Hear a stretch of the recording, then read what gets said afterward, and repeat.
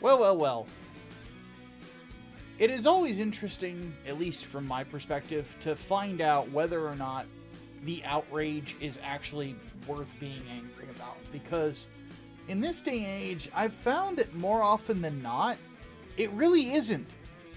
It really just is somebody who just can't control their fucking emotions and act like an adult. So, today what we're going to be talking about is some topics that, honestly, some of the outrage, justified. Some of the outrage, not so much. And I think that'll be really, really interesting to dissect. Because, at the end of the day, the truth matters more than the anger. At least, in my humble opinion. So, let's go ahead and get to it. Welcome once again, folks, to another episode of On the Grind.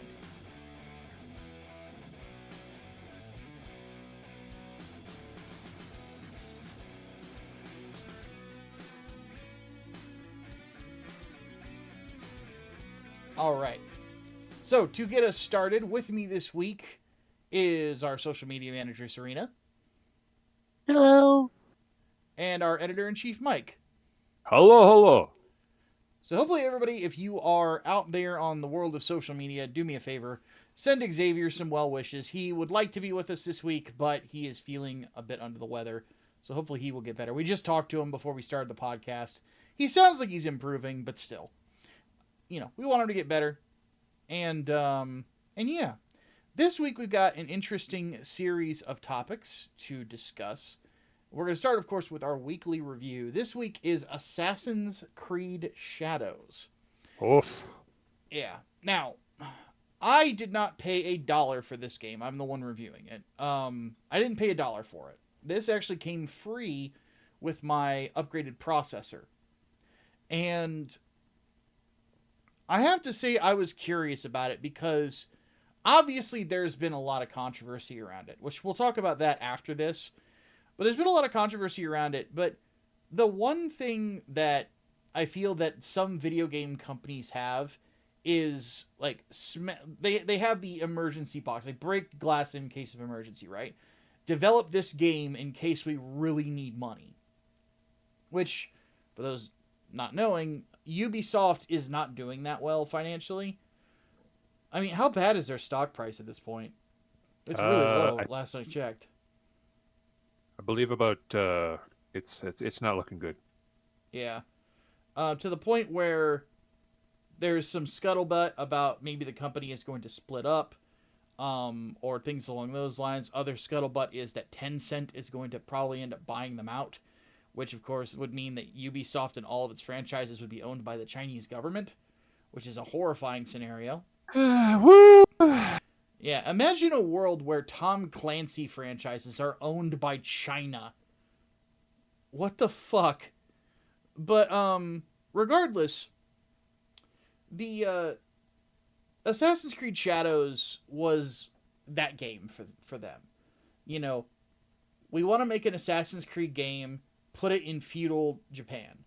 It has been the one thing that people have been asking for Assassin's Creed since the original. Because for those who don't know this, if you ever played the first Assassin's Creed, it is very good. I really like the original quite a bit. It's probably my favorite in the series. And I'm of the opinion that it's one of those games that has aged really well with time, in my opinion, like in regards to its plot. But regardless, the interesting thing about this is, like, you know, like the first game was about the assassin in the second crusade, or no, the third crusade, and that faction out in the Middle East. And it's a really interesting story. But, you know, people were always, you know, like, we really want to play this in feudal Japan. And throughout the years, because I think Assassin's Creed's been around for like 15 or so years, you know, it's gone everywhere but feudal Japan. They finally do it. And what is so frustrating about this game is that the storytelling sucks and the gameplay is super mid. Super mid. So, full disclosure, I have not played an Assassin's Creed game since, I want to say it was Assassin's Creed 3. And I played that on launch. Because I used to be a really big fan of the franchise. And that is the end of what is called the Desmond arc. And when it ends, honestly, it's kind of like there is a bit of like, and the story continues to it. But from what I understand, they never really like concluded all the stuff with Juno and all those other things that were going on. And Plus, they didn't deal with any of the autism writing on the walls. yeah, there's that too.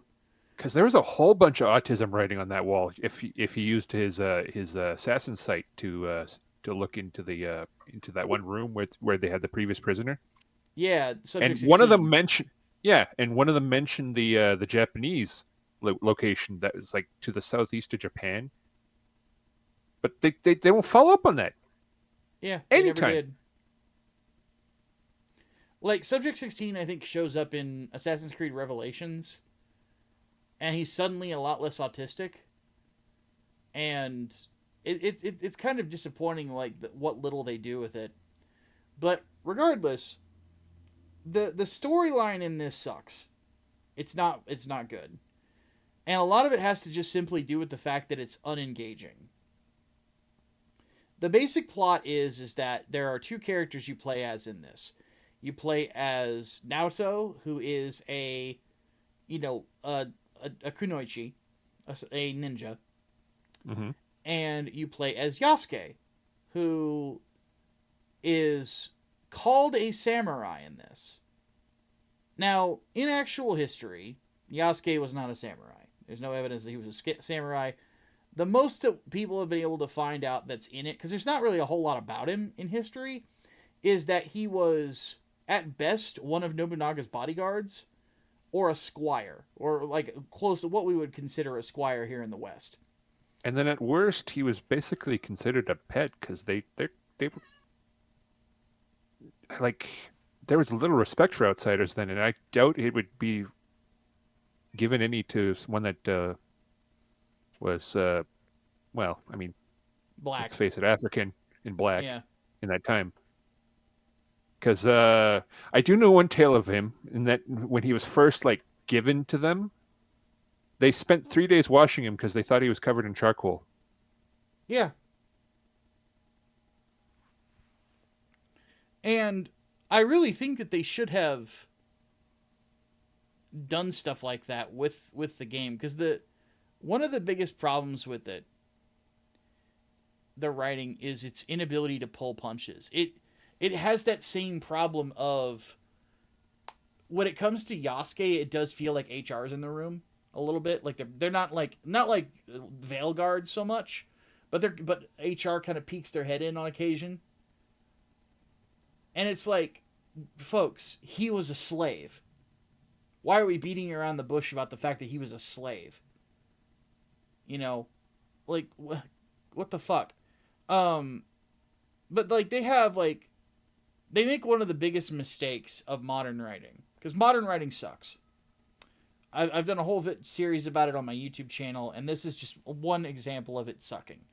Is they make one of the biggest mistakes that you can make in modern writing. Is That's taking like modern ideals and trying to put it on the past and be like, oh, this is how people actually were. They were progressive. Yeah, that's part of it. But the other part that I was actually going to talk about, this is the thing that bugs me even more than that, is the idea of fluffing someone up and for no reason. It's tell, don't show. I hate that. Yeah. So basically, like, the way that the scene plays out is that, Yasuke originally was the property. He was a slave of Jesuit missionaries. And Nobunaga basically says, all right, I will let Christians come into the land and talk to people if you give me your pet black man. Hmm. Because one thing That- he notices, when several samurai are in the room and they draw their swords just ever slightly, the only person of the Jesuit ministers that notices it is Yasuke. And he actually looks around the room to go, uh-oh, I'm in trouble. You know? And Nobunaga picks up on that, and he's like, he's got good instincts. He knew he knew the danger that was presented. That's why I want him. And then, by the way, that would have been enough. But he glazes him and says, "You might become a legend. You might be someone we rally our troops behind." Nobunaga Oda would never say that. Why would he say that somebody else not named Nobunaga Oda is going to become the legend? Like, what the fuck? Like, it's the weirdest portrayal of Nobunaga fucking ever.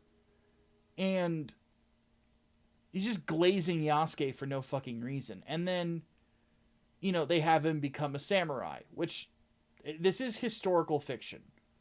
So, I mean, again, we had an assassin beat the shit out of the Borgia family, you know? So, oh, side note.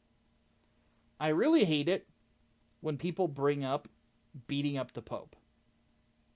As if we're supposed to be offended over beating up Rodrigo fucking Borgia. One of the worst popes. Oh my god.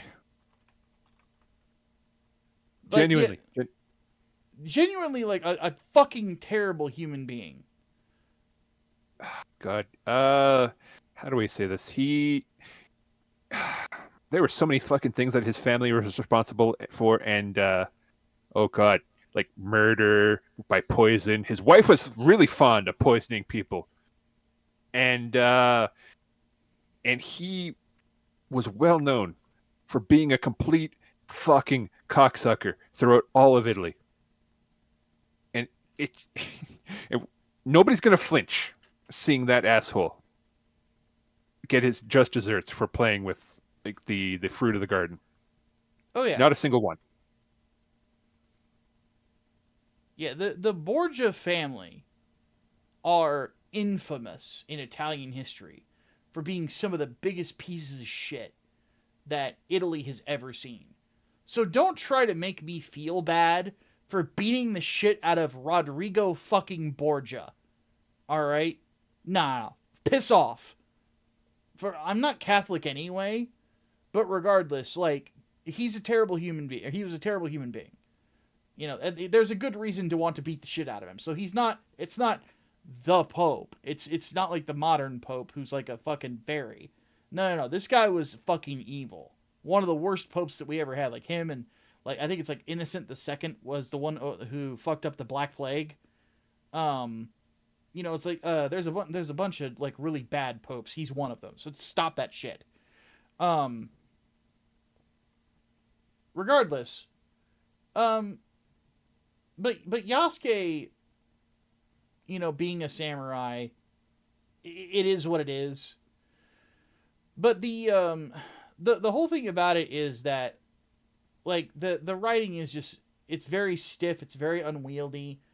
It comes across like there were too many cooks in the kitchen instead of just having one or two guys script it out. And they just come across as being extremely worried about treating Yasuke poorly, even though, again, he was a slave. If you want to have like a rags to riches story with the guy, by the way, I would be all for it. You know, it's not like we haven't had stories about people who were slaves that come to prominence and make something out of themselves despite their circumstances, and be very uplifting stories. You know, what's that, Serena? Frederick Douglass comes to mind. Yeah. One movie that I really like that has elements of that, like former slaves coming to fight, is Glory. Great film if you've never seen it. Morgan Freeman's in it. Denzel Washington's in it. great stuff. But because like we could see him like this idea of, you know, at one minute he starts off as a slave. We see like maybe a montage of him training, learning how to use a sword, and then, you know, it flashes forward and we find that he's he's one hell of a warrior, because largely because of his size, because he's a huge dude. A lot bigger than any of the other Japanese people. So the idea of him being used like a big brute, basically like a human battering ram, pretty cool. Not a bad concept. And what we see is the way it's paced out is like then they're raiding a village of ninja, basically, of shinobi, and killing the crap out of them. And then at some point the character switches to Naoto, the girl, to where we fight some people from that same army off. And that's basically the tutorial section. And it ends with Naoto assassinating a samurai and then jetting the fuck out of there like it's no big deal. Like, quite literally, like when I assassinated the samurai early on, I assassinated him and I ran literally straight up the wall and right out of the castle. They couldn't catch me. And it felt good. I'm like, all right, I'm back in an Assassin's Creed game. This doesn't feel too bad. It's a bit stiff. The combat system is very stiff. But maybe I can get around this. Maybe there will be more like mechanics that come in later on that at the very least make the stealth even stronger. And maybe there are. I didn't get that far in this, admittedly. And then I get introduced to the bad guys of the game, who are all in masks. So I don't know any of them, so I have no connection to any of them. I just know they killed my dad, who had 0 character development, by the way. None of these characters had any character development. You literally just threw them at me. I have to defend the village. You're the ninja girl. Go kill samurai. That's basically all that happened. And then, guess what they do after all of that dramatic shit? Then they do a flashback. That's another tutorial. Yeah. Lovely. Then they do a flash forward to after the samurai village fight. And it's another tutorial. I love modern gaming. No, that's a lie. I fucking hate this shit. Yeah, I stick to Western games. They don't do this shit. And it gets Eastern worse. Like it gets worse. Yeah, I like the first of the many temples that you're supposed to visit and meditate at. I went and I did that, thinking maybe I'll get a combat bonus and I move on, right? Nope, another flashback, another tutorial.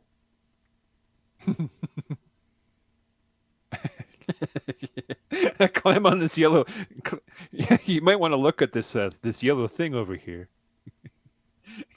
and climb up. I might want to look over there and climb up. Yep. It also does the God of War Ragnarok thing, where it constantly tells you what you already know you need to do. I need to go over here. I should probably go over here. Yeah, it's bad. And like there was literally a point where I actually told the game, "Shut the fuck up. Just let me do the thing. Let me be a fucking ninja. That's all I want to do. I just want to be a ninja. That's it. Why is this so fucking hard? Let me be a ninja." Like, Tenchu did not constantly fucking bark in my ear. It just let me be a ninja. I missed that game. Me too. Even though I wasn't the biggest fan of Sekiro, because I just wasn't good at it, I'll freely admit I sucked at it. It just shut up and let you be a ninja. There's another game, a ninja game on Games Pass. I forget the name of it, but it's a stealth game. It's kind of like a spiritual successor to Tenchu with co-op, which is really cool. Up to 4 people, which makes like some of the stealth like tactics you can come up with in that game with a team is really, really good. But that one, it just shuts up and lets you be a ninja. And that's all I ask, is just shut up. Let me do ninja shit.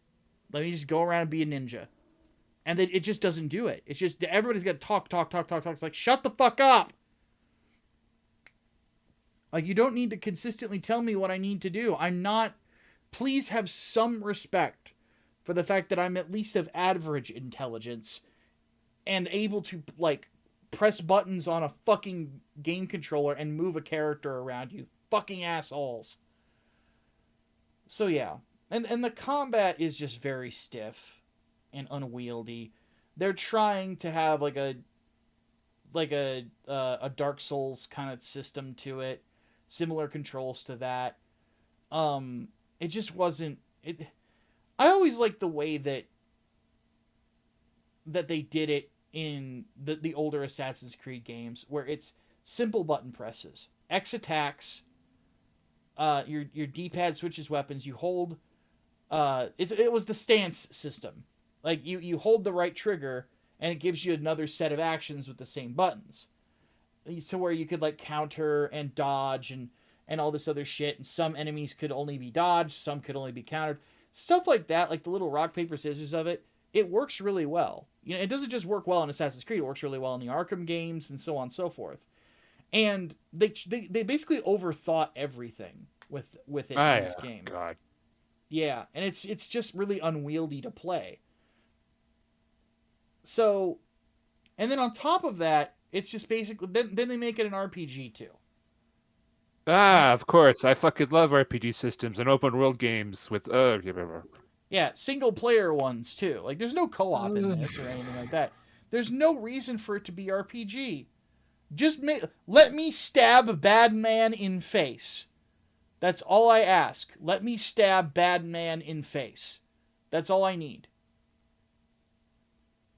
And you just don't let me stab bad man in face. Whereas for Assassin's Creed 1, Assassin's Creed 2, Assassin's Creed Brotherhood, Assassin's Creed... What was the one in Rome? The Liberation of Roma has become... No, that is Brotherhood. Assassin's Creed Revelations and Assassin's Creed 3, all I had to do was go around and stab bad man in face. That was it. Press X to stab bad man in face. That was all I needed. And it was good. It was enjoyable. Like in Assassin's Creed 3, I like piled up like 70 redcoats with my stab man in face button. It was fucking awesome because fuck the redcoats. America. Mm-hmm. But I mean, you don't get more peak than being able to take a redcoat and ram a tomahawk into his face. But regardless, the whole thing is just... They overthought the game mechanics. They underthought the writing. It's just not a good video game. And... It's a damn shame. It really is, because the environments in this game are fucking gorgeous. That is one of the visually the best looking Assassin's Creed video game ever. They took their time with the environments to make them look really good. You can tell. But there's apparently a bunch of recycled assets in regards to character models.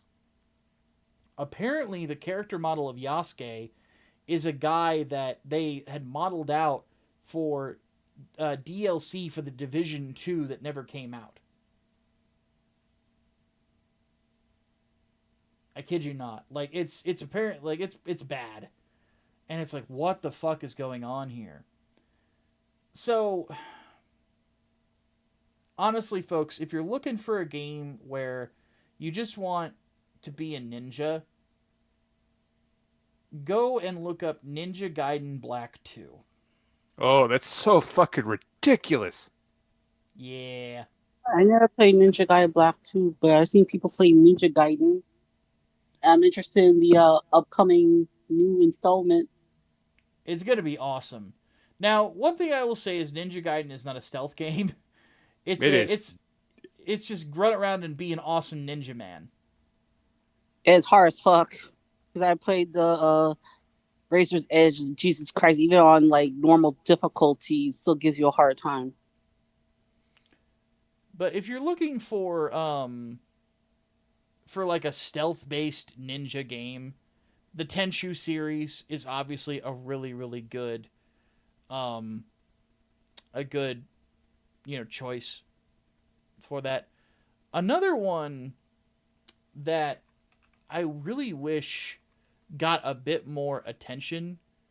I just remember the name of it. Origami 2. That's the co-op Oh, ninja stealth game.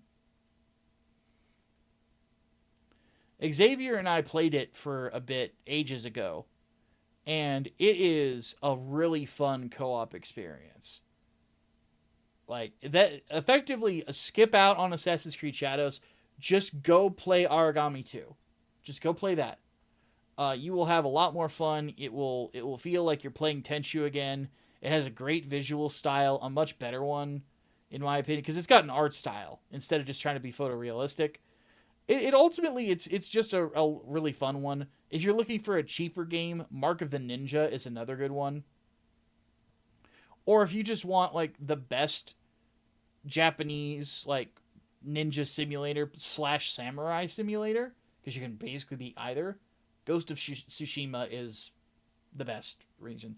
Because effectively what Assassin's Creed Shadows ends up being is Ghost of Tsushima, the Dollar Tree version.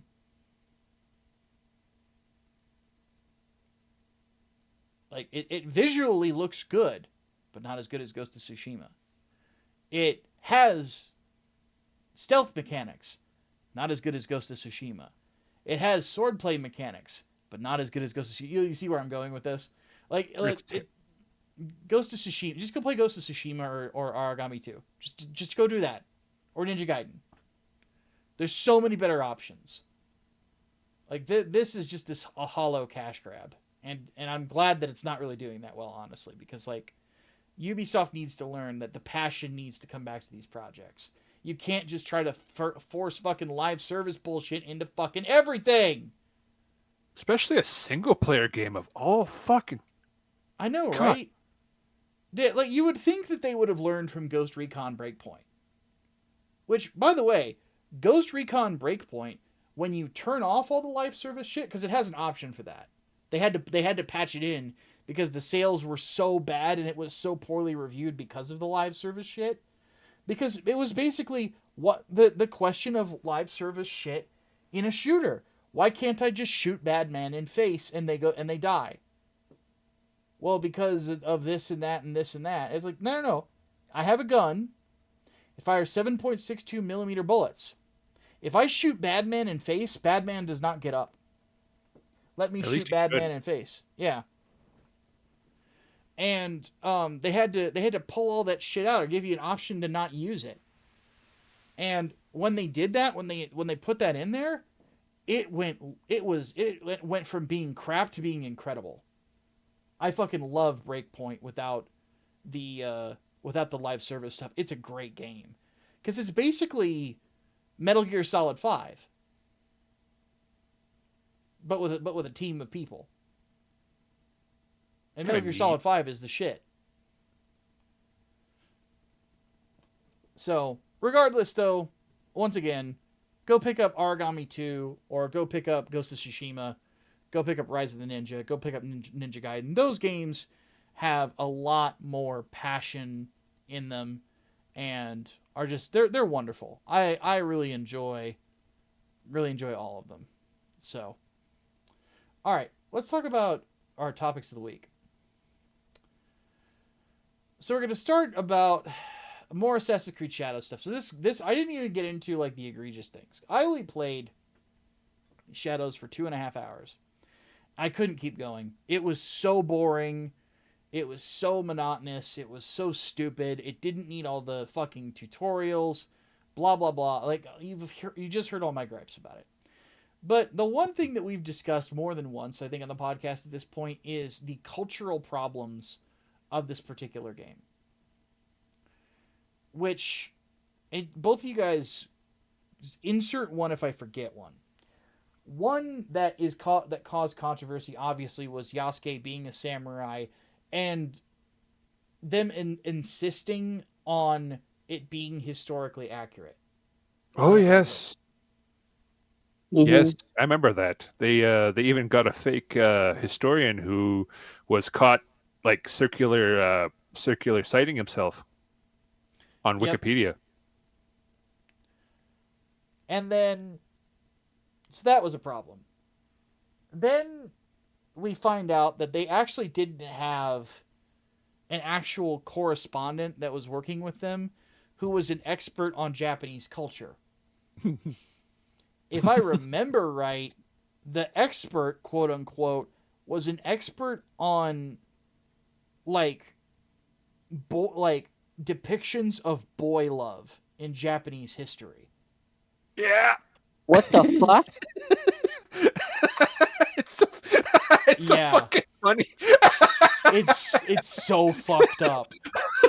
I saw that and I'm like, oh no, where are we Speaking going of, with this? a friend of mine tried to justify the male or the non-binary love interest between romance between Yasuke and him using pederasty as a weird justification, even though a practice like that would not be among the samurai Or at least ever. not by any that didn't want to keep their heads. Yeah. Basically, he tried to. The argument was that, well, the only way a homosexual relation would be able to exist in such a society is through the practice of pederasty, which, no, it will still be looked down upon regardless. If it was between two, a male and a child, or two men. So, no. Well, this is one thing that people don't understand about samurai.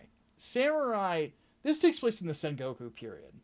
Samurai, to be called samurai, you weren't just a warrior. That was something that annoyed me about, like, somebody in the comments of my stream about it said, oh, they're just warriors. No, they're not. Being a samurai means you are given a very specific rank in the military.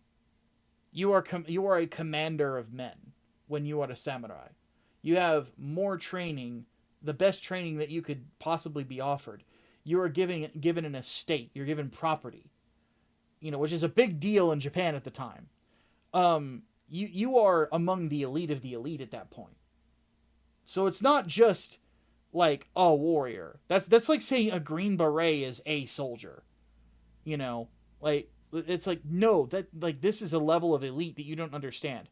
These people, later on as time went on, samurai had such regard that they weren't just people that were warriors. They were sent to settle disputes over property and things like that, so on and so forth. Like that, being a samurai was a big fucking deal.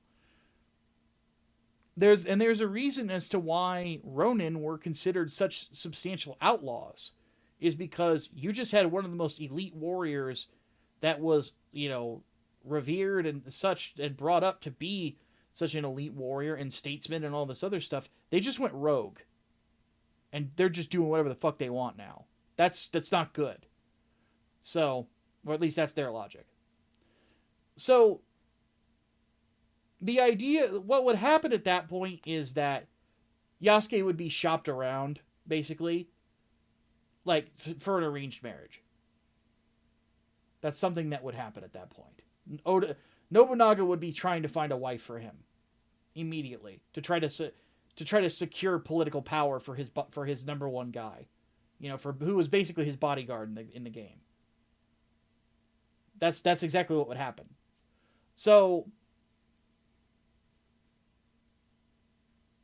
another thing I'm gonna say, this is gonna be controversial. I don't give a shit. I'm gonna say it anyway. It's not the first time I've said this. Non-binary is not a thing. It genuinely isn't. Fuck them. I'm so sick of that term. Yeah, it's a descriptor for your emotions. It's not an actual gender or anything like that. You feel a certain way. Nobody gives a fuck how you feel. Emotions do not dictate reality. Stop being such a fucking child. There's that. Second, it was definitely not a concept during the fucking Sengoku period. I remember seeing you arguing with a dude who basically made this blanket statement that trans and non-binary people have always existed, which is not true at all. No, it's trans it's not. people are a relatively new concept in the modern era. Yeah, it's the whole thing goes basically. They claim that being androgynous means you're transgender. It's not. That's not what that means. No, it's not. Yeah, learn what words mean. Shut the fuck up. But regardless, this game, I don't want to get too caught in the weeds on Yasuke and that shit, because it's getting to a point where there's some actual things in this that are culturally offensive to the Japanese. First, the fact that you can climb on like Shinto gates and stuff like that. Which, by the way, the game tells you not to do it, but you can do it. I did it on stream. Like I just jumped on the fucking thing. Because it basically, the game says don't do it. I'm like, I'm gonna see if you can do it, or if they pulled this out. They didn't. Originally when the game first got released, you could destroy the shrines, which are that's very offensive to the Japanese. And like the what else? But they patched that out, which, you know, thank goodness. Yeah, good on them. What else was there?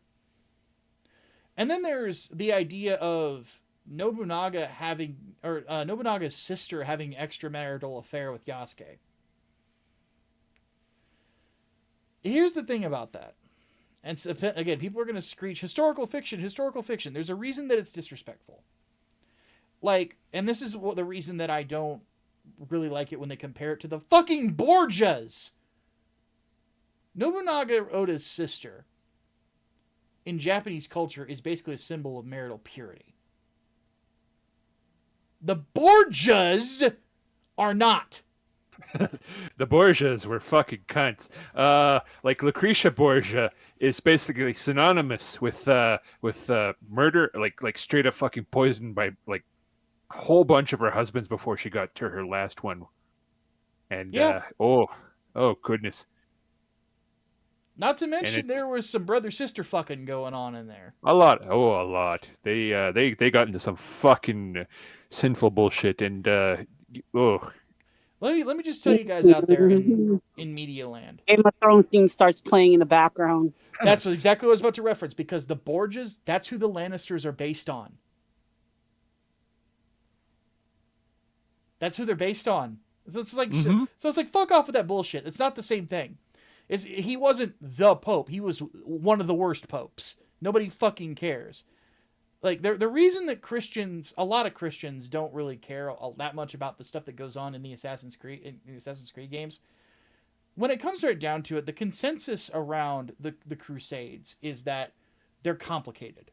The first Crusade was done as an answer to Muslim aggression in the Middle East towards the Holy Land.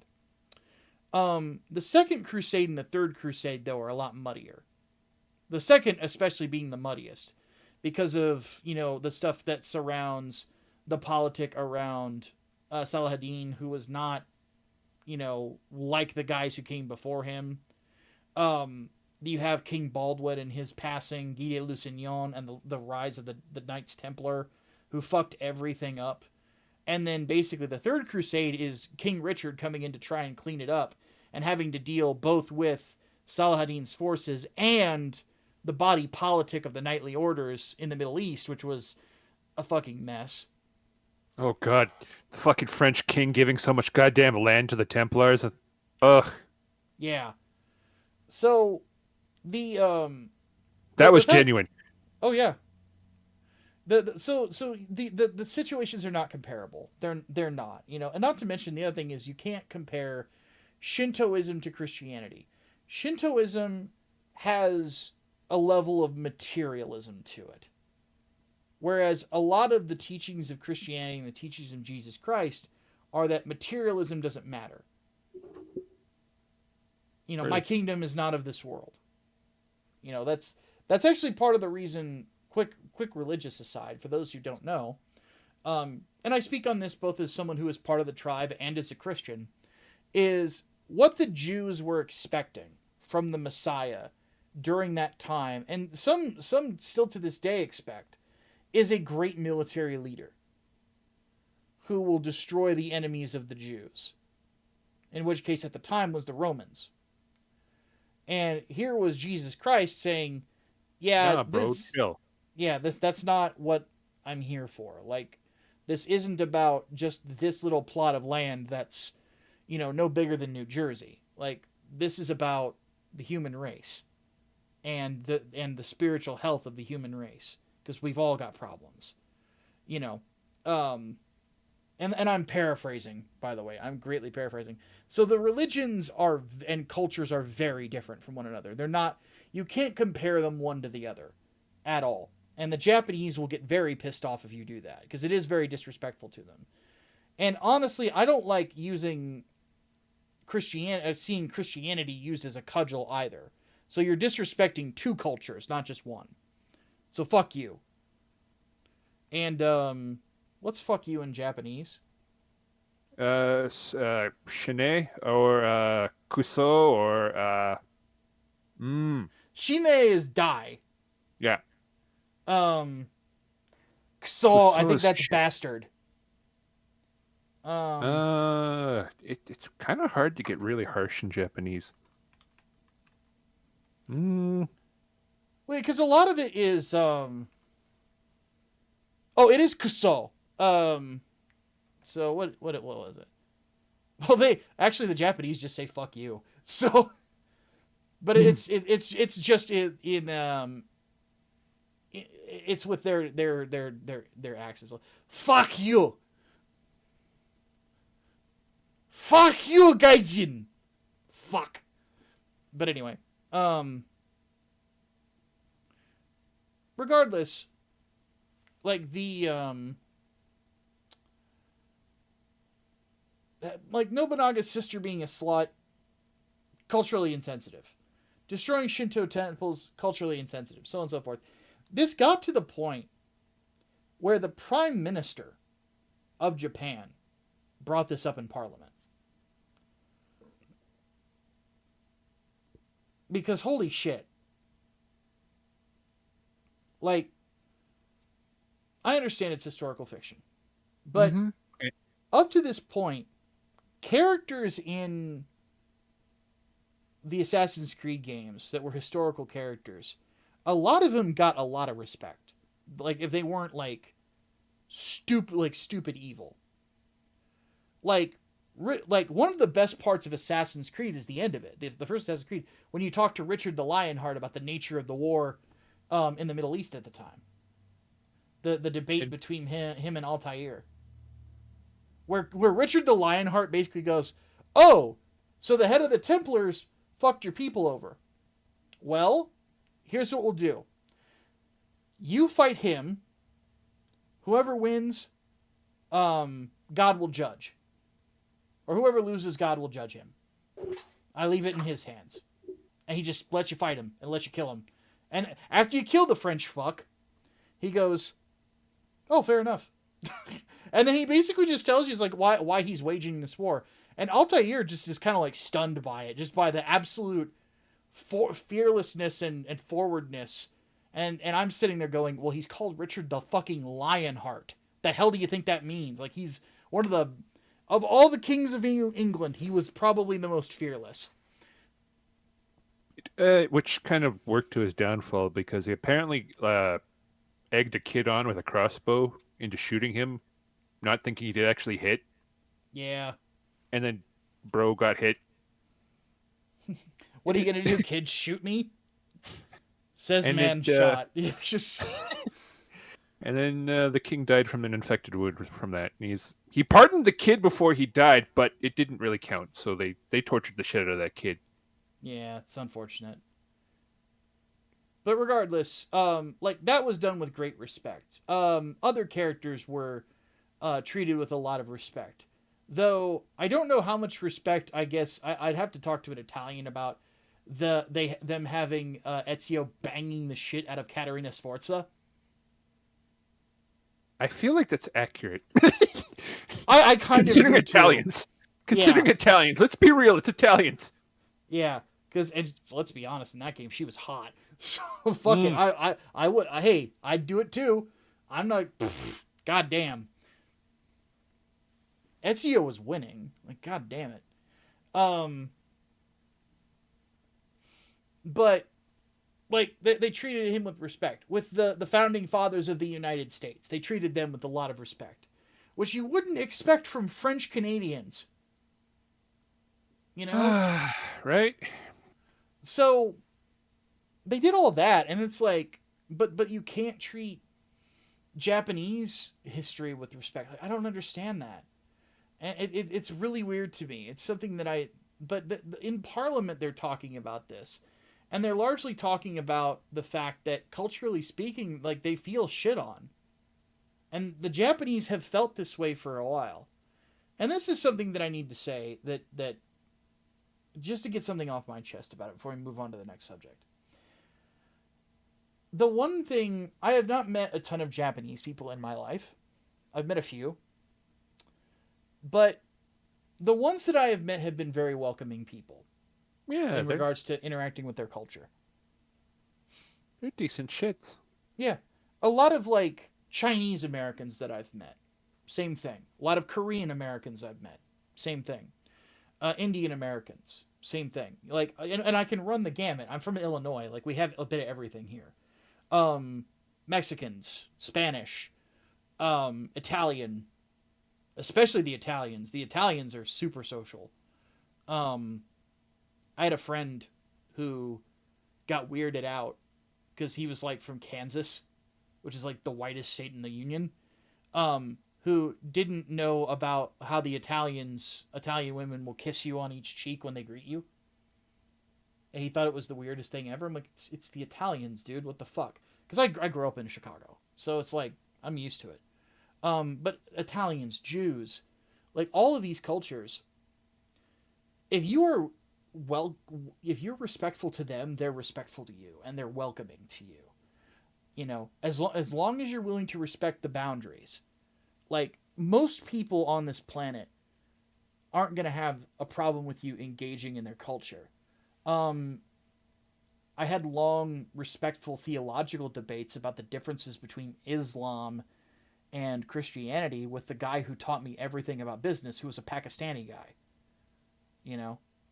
And he wanted me to come up and actually celebrate Ramadan with his family at one point. You know? But it was because I was respectful of his culture, even though I didn't agree with it. You know, because I don't. I'm a religious Christian. You know, like, why would I? But I also don't agree with Shintoism or Buddhism or a lot of other things, but I'm still respectful of the people who believe these things. And the amount of cultural disrespect that I see from people, not just like Johnny Somali, but like Trash Taste and these other Westerners who go over to Japan and act like they have the solutions for fucking everything. And so on and so forth. Like, saying you should just immigrate a bunch of people and that'll solve their population problems and all this other shit. It's like, dude, you're shitting on these guys' culture here. You're not being respectful of it.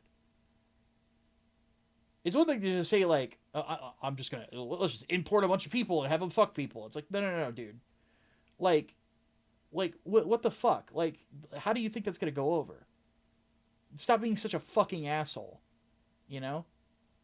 Because I make the joke I'm going to go over there and solve their population issue because I admittedly really like Asian women. But if I went over to Japan and I met a nice lady, I would follow all of the traditions. All of them. Out of respect for her family. And out of respect for the culture she comes from. Why? Because that's what a mature fucking adult does! Mm-hmm. But no! It gets my fucking goat, man. Because what the fuck did these people do to us, aside from having a different opinion?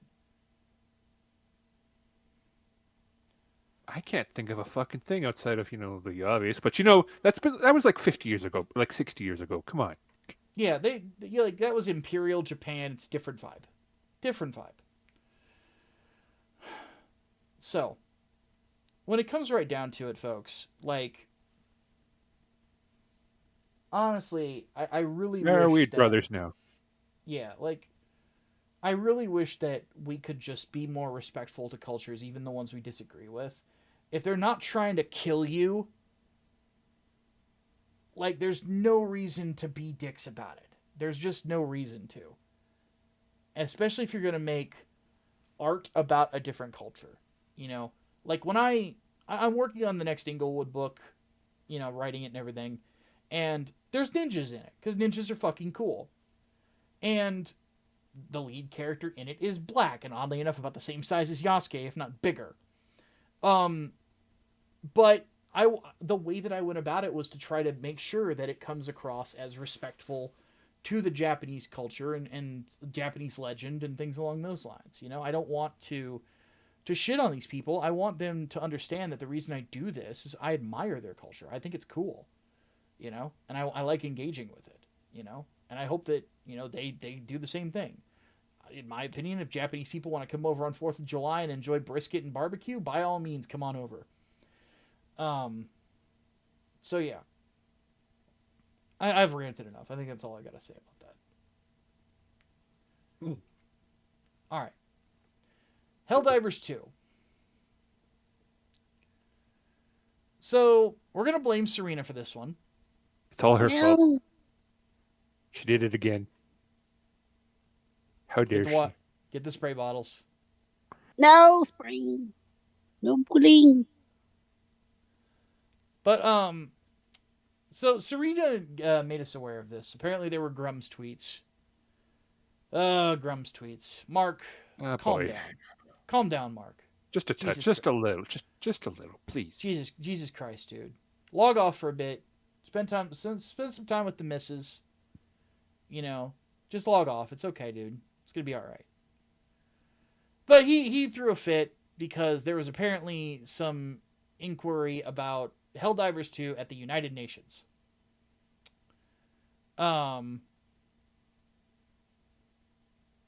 Where they were talking about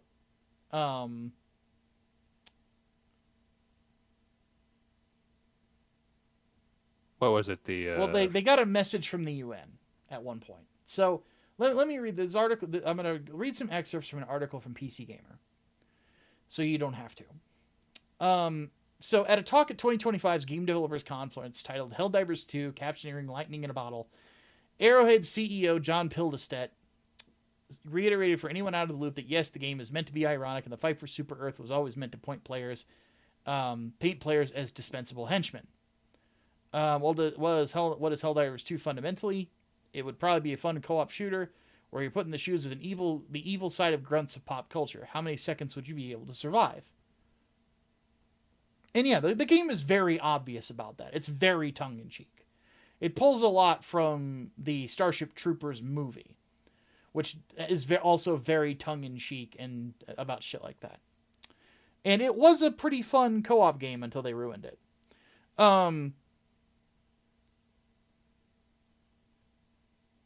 And what I'm doing is I'm pulling out the opinions of the writer who wrote this shit. Justin Wagner. Justin Wagner, if you ever listen to this, shut the fuck up. Nobody cares what you say. Nobody cares what you think. We care about the guy. We care about the people that actually make the games. You're nobody. Shut the fuck up. But anyway, he said, we asked ourselves, could we brainwash an entire community to fight for a fascist state? Would they? Would they be okay with that? And it turns out, yeah, actually. And it goes on from there. He says, we got a message from the UN asking if we want to talk in some form about psychological defense against manipulation. We do it all in fun and good spirits, and we actually try to get people to recognize the science of what is a totalitarian state. If you start wearing the same uniform as everybody else and do salutes constantly, you might be in a totalitarian regime. So that's the end of... Yeah, that's the end of the quote from Pildestedt, and that makes me admittedly want to play Helldivers less. Because I'm going to say this right now. I've said this many times before, I will say it again. My father, he was part of the military that saluted people. It's called the U.S. Army. You fucking cunt. Where's this guy from so I could make fun of where he's from? Probably some fucking podunk area. Let's see. Where are they at? He's a fucking Swede. Of course he's a fucking Swede. God damn it. What? Goofy Swedish person.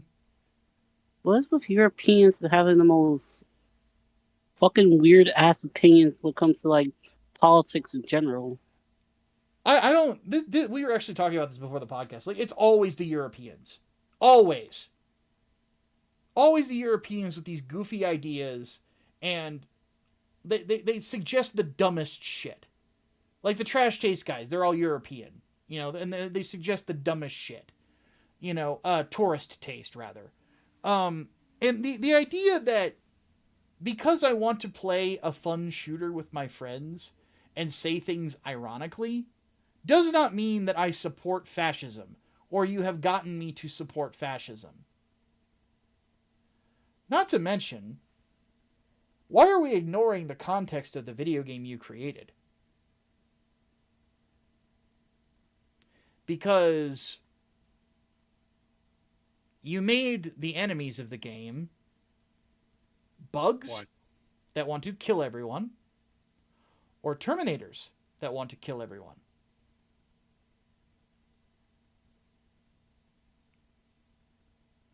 Not really good enemies to, you know, be like, oh yeah, there's two sides to this shit.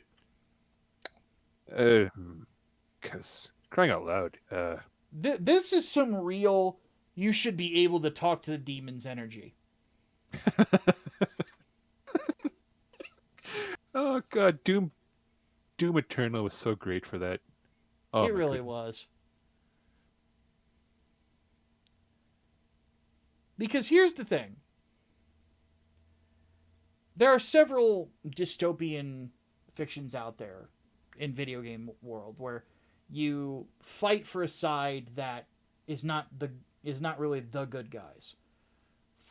Any 40K video game. Gears of War also is another good example of that. But the other option is things that want to kill you. At that point, who do you pick? I will say this right now. Do I really like the Imperium of Man? Not really. No, they're cocksuckers. Yeah. Genuinely.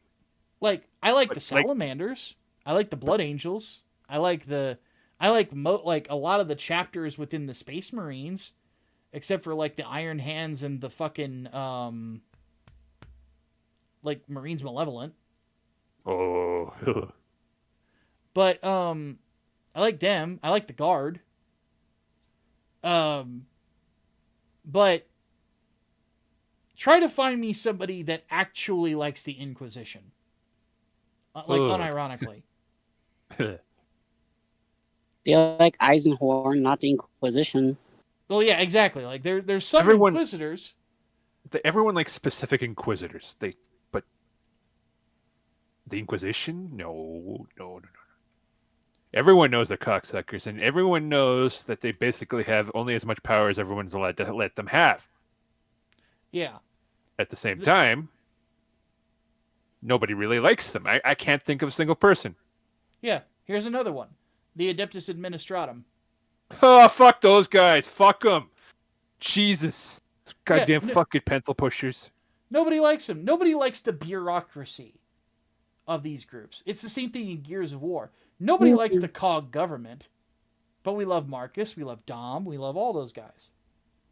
Because they're cool, and they're fighting to keep people alive. It's a very simple story.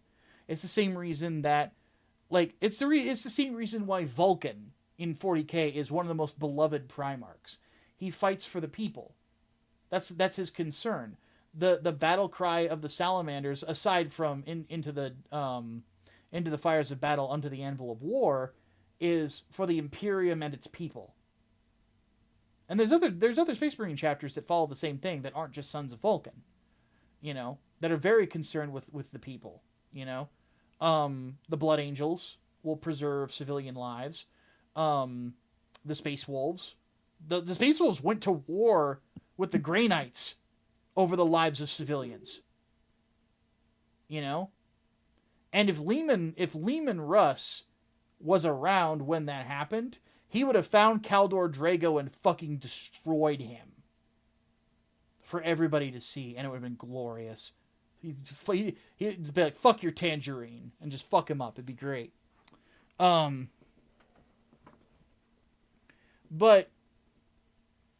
you know, then there's other good boys out there that a lot of people like. There's a reason a lot of people really like the Lamenters. Oh, those poor bastards. Yeah. Boys. The sad They're- boys. They're sad boys, but they're good boys. But when it comes right down to it, oh, and I found out recently the Lamenters are actually still around. Oh, They no. survived. Oh, those poor guys. I can't tell if that's a good thing or a bad thing. Well, It's terrible. It's kind of terrible, but it's also a good thing because they got so fucked over in the Bad Ab War, and they didn't deserve it. Fuck the Astral Claws. Ah, God. So they're called the Lamenters because literally every bad thing you can think of that could happen to them happens to them, and it's a result of the fact that they're one of the few, like sanguineous descendants that don't suffer from the Black Rage. Yep. But as a result, they tend to it manifests in them like having like the worst fucking luck. Like they'll get dropped. They'll get dropped and into like the worst spot. And like half their dudes will die. Yep. Or like they'll get ambushed out of nowhere and like 80% of their dudes will die. It's rough. But every time that they fight and there's a civilians involved, they're like, well, our luck sucks, but we can make theirs a little less suck. We can make them suck less. Their war cry is literally, for those we cherish, we die in glory. There's something very noble about them that I think that's the reason why a lot of people really like them. They are literally, though, because of that phrase alone, if Sanguinius was around, he'd be very proud of them. Because he was, so when it comes to like best boys in like the Primarchs, Sanguinius and Vulcan were like the nicest ones. You know, they were the real bros, provided you weren't an Eldar child. But well, okay, that kid fucking deserved it. Let's be real. Yeah, pretty much. But regardless, like back on the Helldivers thing, and this is what really kind of pisses me off about this guy saying that. The idea that like you've got all of these players that like you think that like just because they support like a fascist state, like first off, not every army has a salute. Not every army by virtue of its existence is fascist, and you're an asshole for implying that. Period, point blank. You're a fucking asshole at for implying that. You know? And I speak for my own father in that regard. And I speak for friends of mine that died in a land that they never thought they would ever go to for my country. These are people I grew up with that were killed during the War on Terror. So fuck you, you Swedish piece of shit. Now, does it mean that I think that the whole game is a psyop like Mark Kern says it was? Because it's, like I said, Grum's tweets, you kind of have to take it with a grain of salt. But he's not completely wrong here. Is the fact of the matter, I don't think the whole game is a psyop. I don't think that it was that this was the whole team's thought is, yeah, we're going to make everybody like suddenly like fascism or some bullshit. I think people are fully aware of the fact that Super Earth is a totalitarian state. They just play Helldivers to kill bugs and kill Terminators. It's the only reason I ever played it. But if you're going to insult my intelligence with shit like this, I don't want to support you anymore. So, do you want to know who doesn't insult my intelligence, but has a similar game? Saber Interactive. So go play Space Marine 2, people. It's honestly a much better game. And you get to be a salamander if you want, or an Ultramarine, or a loyalist airhand. Yeah, you can literally be that. That's you never know. I mean, there was a lot of dudes that got frozen for the Primaris program. There's the distinct possibility that there might be some Iron Warriors. Yeah, there might be some Iron Warriors in there. I know there was 2 chapters that your boy the Archmagos was claiming. Oh yeah, these are totally not. These are totally belong to the Ultramarines and the Iron Warriors, or I should say the Iron the Iron Hand. Yeah, there's also Totally. another one that is totally they're totally sons of Vulcan, even though they're super religious. And it's They're like super might be a religious, little. like finding lore. Yeah, it's like there's a lot of Vulcan in there, but there's also possibly maybe some Lorgar in there too, which is an interesting combination. You get the nicest pastor you've ever met in your lifetime. That's what it is. It's just a bunch of youth pastors. in their Speaking of off the in their horror off day, hierarchy, I was about to say in their off time, whenever they're on the battle barge, they're just wearing Hawaiian t-shirts and blue jeans. Oh God. God, I do know. Have we I'm told pretty you about certain our Lord and Savior Vulcan today? Oh God. Shoot, and I do believe there was also a loyalist chapter of Emperor's Children. Oh boy. Yeah, there's one that they think was Emperor's Children. And then I'm still of the opinion that the Blood Ravens, Are now are led by Brother Kleptus, that I'm kidding, but I have a feeling that they are a Thousand Sons successor chapter. I'm thinking word bearers, honestly, because they really love lore. That They is true. really love lore. Could be word bearers as well. It's sort of like the whole thing like with the Carcharodons. They are probably a Raven Guard successor, but there's a little bit of Night Lord in there too. Let's be real. They're fucking scary as shit. Oh, I love them. Mm, Serena's still scared of the big shark boys. It cannot be shogunite. mm. Trust me, they are shockingly polite. They're not salamanders nice. Don't get me wrong, but that's the Raven Guard part of them. Is that like the Raven Guard are also incredibly nice dudes. They look like they're from a goth band, but they're incredibly nice dudes.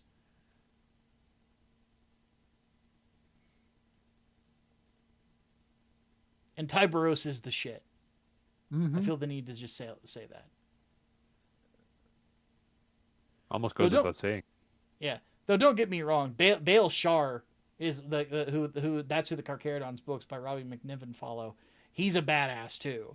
That big ass fucking chain axe that he uses, the double handed one. Oh, that's so good. It's such a cool weapon. But anywho, we love our shark boys here.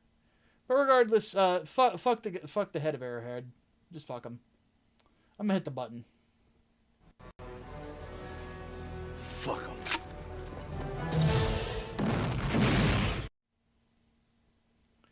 So next, we're not going to be talking about the Europeans, thankfully. I thank God. We've had enough of Europe today. Mm. So we got some news from Phil Spencer over at Microsoft. Oh no. And here's what he had to say. So right now, Spencer is part of the promotion of the upcoming Minecraft movie, which looks terrible. I mean, it looks Kino in like a shitty way, but like only in a shitty way. It's the funny part about it is just it's clear that Jack Black is just there for the paycheck, and God bless him for it. But this it's interesting because, you know, Microsoft owned properties or associated properties have been getting more media. There was the Fallout TV show, which I liked. I thought that was pretty good.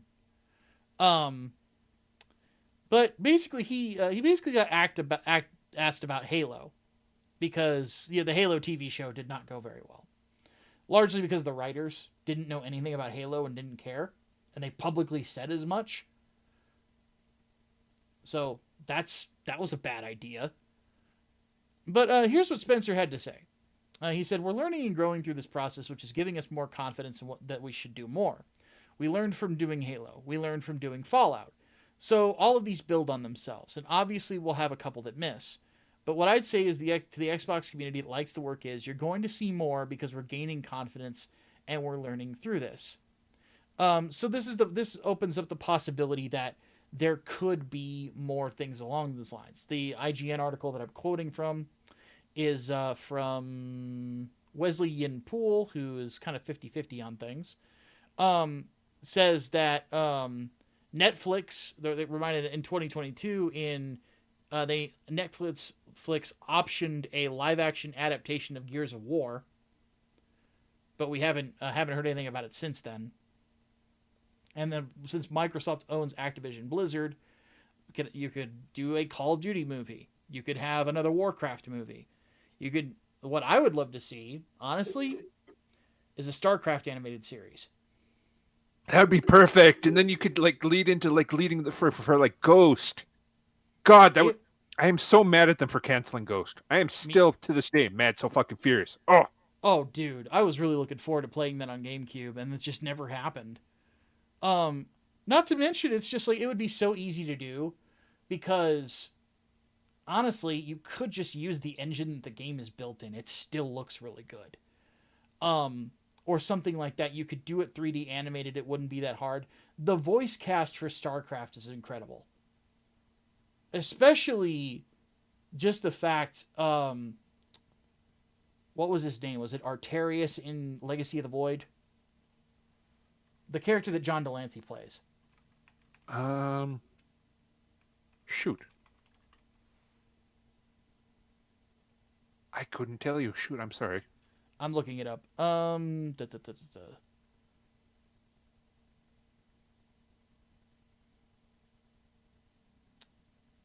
Alarak. That's it.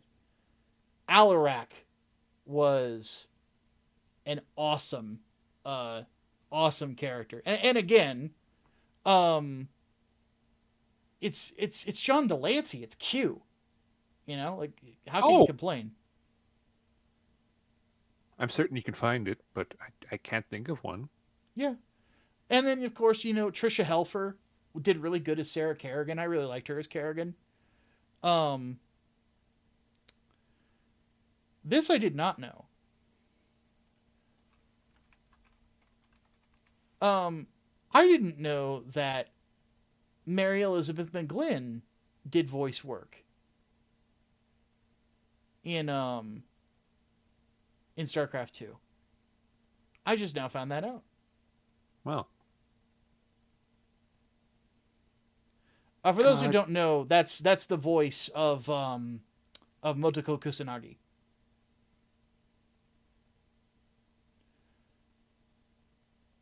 But regardless, so yeah, the options are there. I would honestly like to see stuff like that.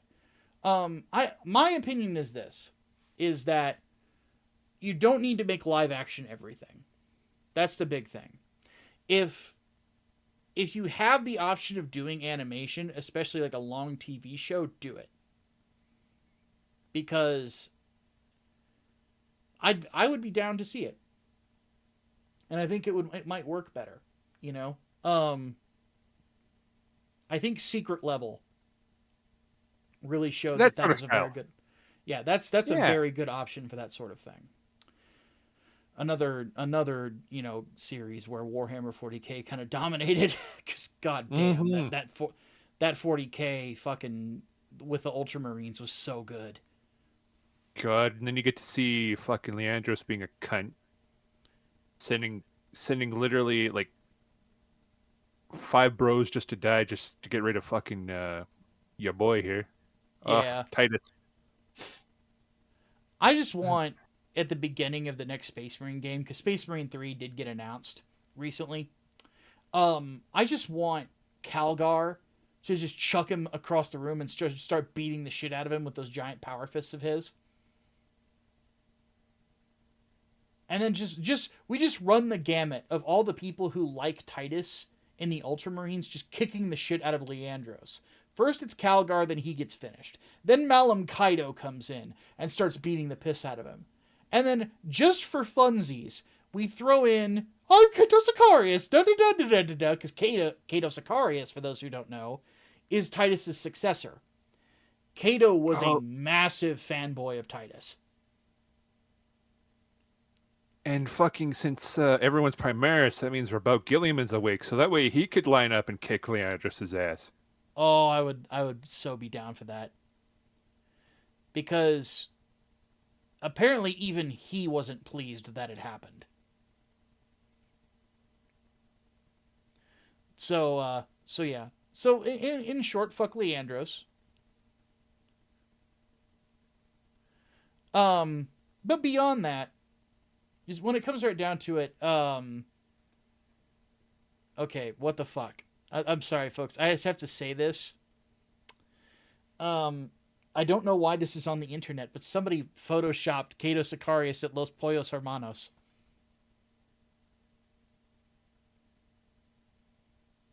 I don't know why that exists.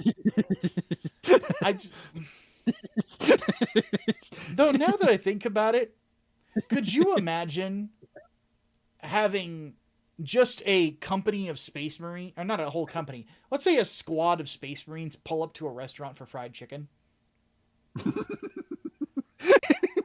Oh, God, That order would be like Big Smoke's order from fucking San Andreas, but a bunch of them. There's no way that Space Marines cannot put it away. Like, they have to. Like, they're fucking huge. They're at minimum 2 tons. Granted, they're also a weird thing where they can eat anything. So not only would they be able to like eat the chicken, but they'd eat it whole, and then they'd eat the bucket. Yeah. And then if they needed to, they could eat the table.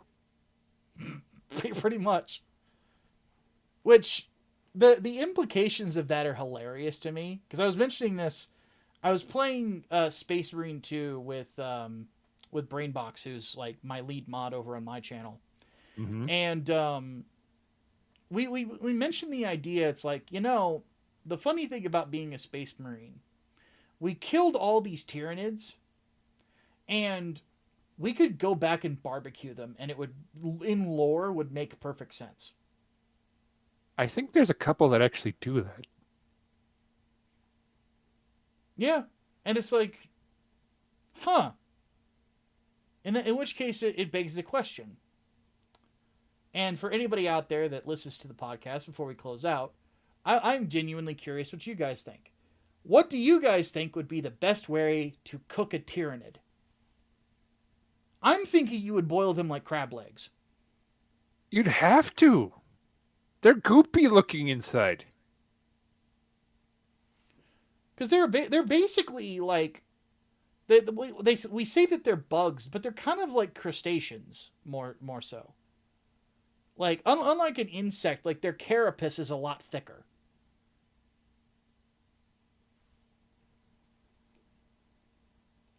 Because for those of you who have never, if you've never had lobster before, look at the claw of a Maine lobster, specifically, and watch one get cracked open, and just look at the thickness of the shell.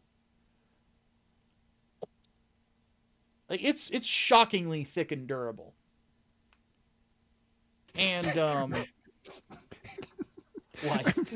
I'm imagining a fucking successor chapter from Louisiana where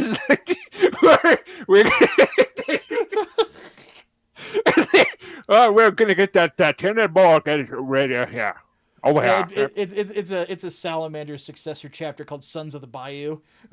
And they're fucking Big Tyranid gumbo. fucking Tyranid bull out there. Jesus. Oh God! I can just imagine they just grab a bunch of melta guns, go, "Oh yeah, boy! Oh yeah, boy! This is how you got it. You got to go down there, get them in the shell." Oh, these little ones are real good eatings. God damn. Oh God, they're just gathering up those little rippers. Oh, it'd be great. Oh God. Everybody loves these little crawdaddies. Those are rippers, sir. Nah, these are crawdaddies. God. Bloody hell. That would be, if I ever get the chance to write for the Black Library, I am going to end a book that's about Space Marines fighting Tyranids, where the end of it comes around, and there was a huge battle. A few Space Marines went in to fight a bunch of Tyranids, and then when the guard finally finds them or wonders where they're at, and they find them, they're all perfectly fine, and they're quite literally having a fucking Tyranid barbecue with the remains. Just be like, and they're just like, "Hey, you guys hungry?" But yeah, they're so, like, the bugs themselves are incredibly toxic. So like only the Astartes could pull it off. Only them. It'd be great. That is true, yeah. Because there is no greater insult to your enemies than the ability to eat them. Considering what they set out to do, oy. Yeah. Yeah. I mean, that's kind of a reversal of fortune if you think about it. Mm-hmm. Tyranids go to a planet thinking that they're going to eat everybody else. They end up getting eaten. Not only eaten, well seasoned. With fucking butter and lemon herbs and whatever they can find in the local area. Some fucking onions, some green peppers, and carrots. Coming to a Popeyes near you. Tyranid po' boy.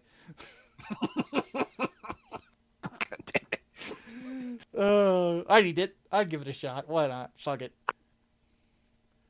Oh, gosh. All right, folks. It has been... we definitely turned it around from the depressing stuff to more fun.